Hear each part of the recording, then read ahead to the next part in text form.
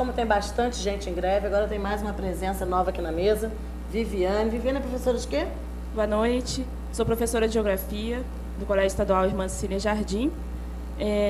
Eu trabalho na escola há aproximadamente 2 anos e meio e já participo da minha segunda greve na rede estadual, a primeira greve de 2014, né? E para deixar cair por terra essa questão também de que professor em estágio probatório não pode fazer greve, que sofre penalidades, que vai ser exonerado, que vai, né, ser demitido antes mesmo de completar o estágio. Isso é mentira, né?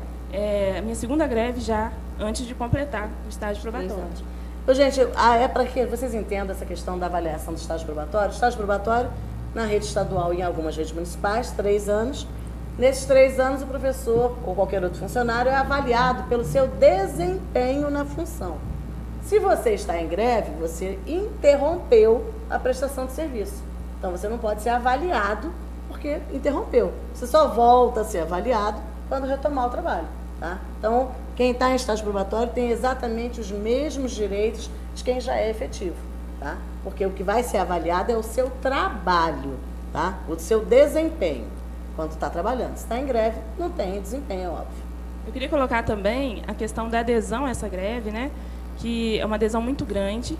Eu percebo isso na minha escola, apesar de estar há pouco tempo trabalhando nessa escola, professores que já trabalham há muitos anos nessa escola, conversando, né, nas assembleias, nas reuniões, já disseram que nunca houve uma mobilização tão grande nessa escola, né? Eu digo exatamente da escola de Irmã Cecília Jardim. Há muito tempo não tem uma mobilização tão grande.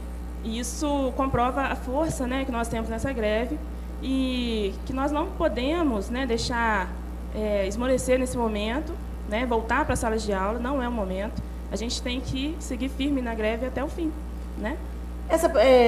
Ela está falando sobre essa questão também da continuidade da greve. Toda semana tem assembleia no Rio e é votado continuidade ou não do movimento.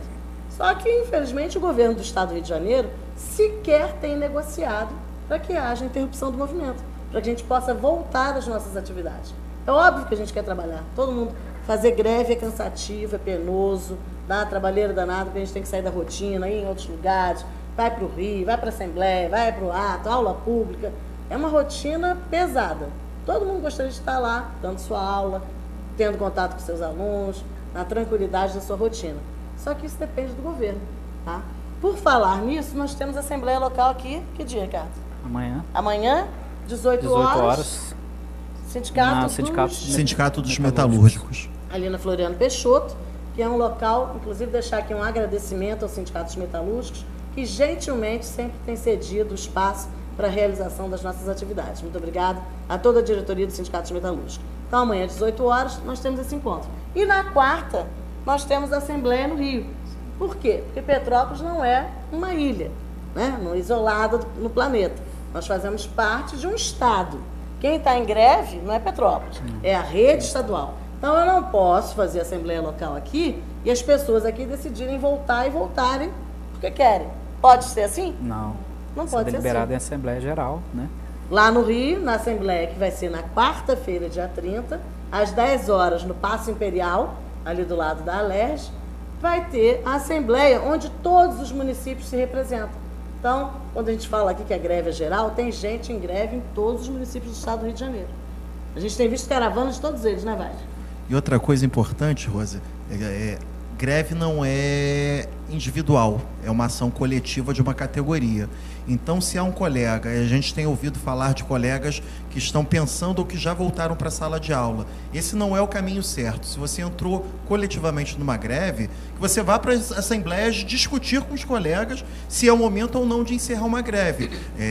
Não se faz movimento sozinho, né? Então, esses colegas, a gente até entende que as pessoas ficam ansiosas, mas que venha discutir com a categoria. Importante também a questão das assembleias, que se o companheiro está com aquela dúvida, com aquela, né, aquele pezinho atrás, está se sentindo assediado, vá nas assembleias para pegar as deliberações, os informes, né, inclusive de todo o acompanhamento jurídico da greve, né, para evitar, né, essa cultura do medo, que também é uma coisa que a gente precisa discutir, né?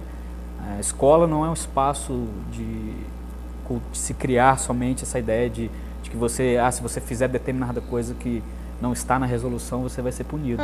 Escola, inclusive, é para debater Pra pensar, que resolução, pra criticar. que resolução, que lei é essa, né? Então, assim, esses espaços coletivos, né, são espaços de, né, assembleias, reuniões de professores, alunos e pais, são espaços, sobretudo pedagógicos, e que servem para ampliar e aumentar a nossa vontade de continuar no movimento, né? Inclusive, Ricardo, você está falando sobre isso, e há pouco tempo aqui no município de Petrópolis nós tivemos as eleições para os conselhos escolares. E esse conselho escolar, tanto na rede municipal quanto na rede estadual, ele não pode ser uma coisa só de figuração, não, gente. Quem está ali representando o pai tem que fazer reunião com os outros pais. Você não está ali para se autorrepresentar, não. Você está ali para representar todos os pais daquela escola. Quem está ali representando os professores, está representando todos os professores. Quem está representando os funcionários, todos os funcionários. Alunos, todos os alunos. Então não é para ter reunião de conselho com 5, 6 pessoas, a porta fechada, e os iluminados resolverem o que é para fazer, não. Tem que ter as reuniões por setor, para aí sim os setores resolverem, e aquela pessoa que é o representante eleito, igual vereador, igual deputado, ir lá passar para a direção, em conjunto, o que foi decidido pela comunidade escolar. Senão não mudou nada. Se só 1 ou 2 pessoas forem resolver, então só aumentou a equipe gestora, né? Importante ter tocado nesse assunto, né?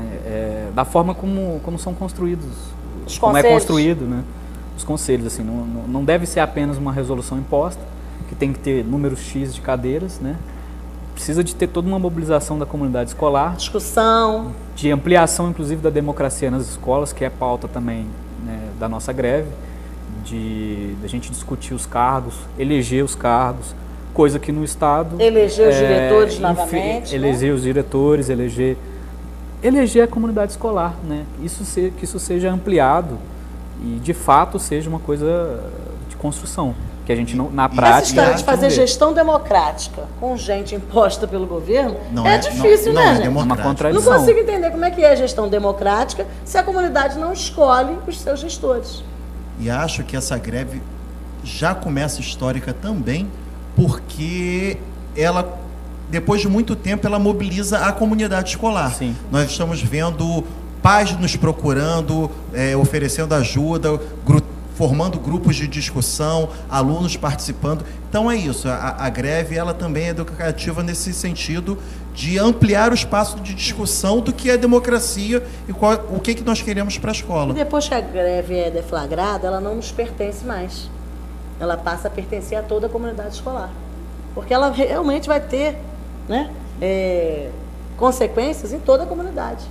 É óbvio que o pai vai ter problema, a mãe, o aluno, o professor, o funcionário. Então tem que ser discutido junto. E quando a gente fala nessa questão que o Ricardo tocou, da recolocação do calendário escolar, da interrupção, e isso vai ter que ser discutido em cada escola para que as pessoas entendam qual é essa proposta.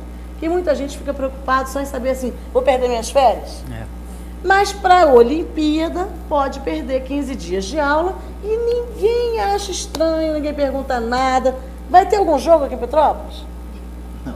Por que em Petrópolis tem que seguir o calendário lá do Rio, da Olimpíada? Tem que ter aquele recesso maior e as pessoas trabalharem sábados, começaram muito cedo em fevereiro, vão quase até o Natal, vai ter ceia esse ano no Conselho de Classe, né? Porque o Conselho de Classe é 22 de dezembro. Isso ninguém pergunta, ninguém acha feio, né? Ninguém está nem aí. Para isso pode, mexer no calendário para lá e para cá. E é importante também nessa discussão, Ricardo, levar inclusive para o Ministério Público da Educação tomar pé dessa situação.